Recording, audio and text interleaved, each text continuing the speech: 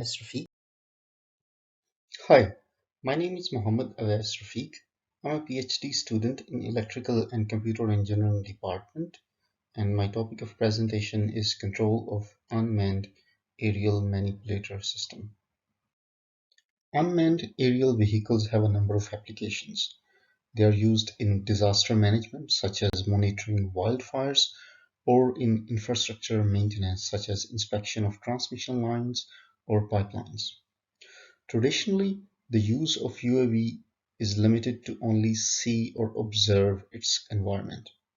The contact of a UAV with the physical objects in its environment is avoided to prevent collision or damage.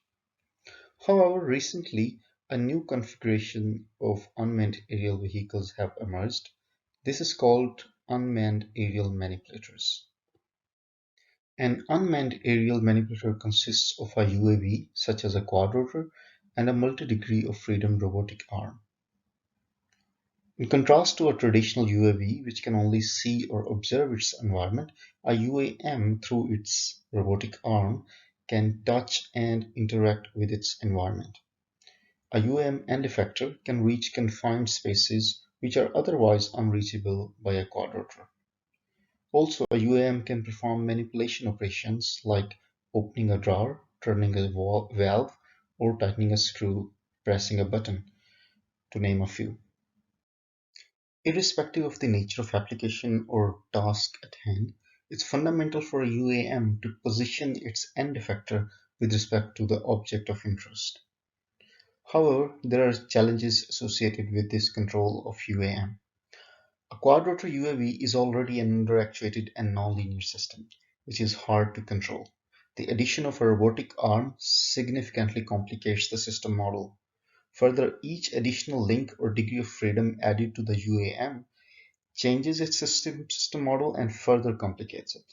Also, system dynamics and parameters of UAM change due to arm motion. For example, when a UAM picks up an object, its mass would increase, or when the arm moves, the whole system inertia would change. To address these control challenges, we separately design controllers for the quadrotor and manipulator subsystems. We consider the effect of arm motion on the quadrotor in the form of force and torque disturbances. Then, by means of a disturbance observer, we observe or estimate these disturbances to use in the controller.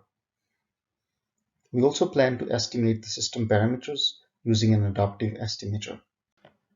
Below it shows the system model of two subsystems, and on the right is the block diagram which shows the control architecture for UAM control.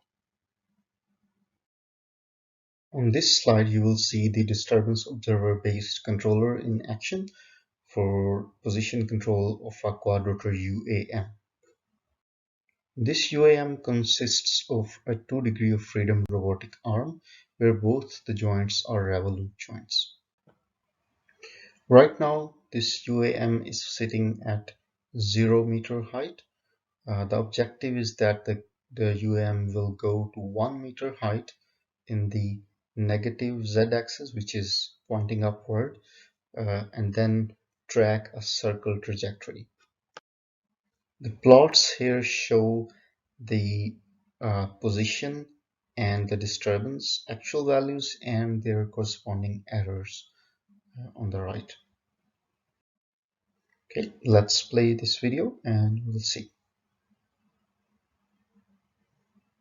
So here you can see that the quadrotor UAM have started tracking the circle trajectory within a few seconds, and both the position and disturbance estimates converges to their desired values. Let's play it one more time just to see it again. And it nicely tracks the circle trajectory once again. Well, that's the end of my presentation. And if you have any questions, please let me know. Thank you for listening.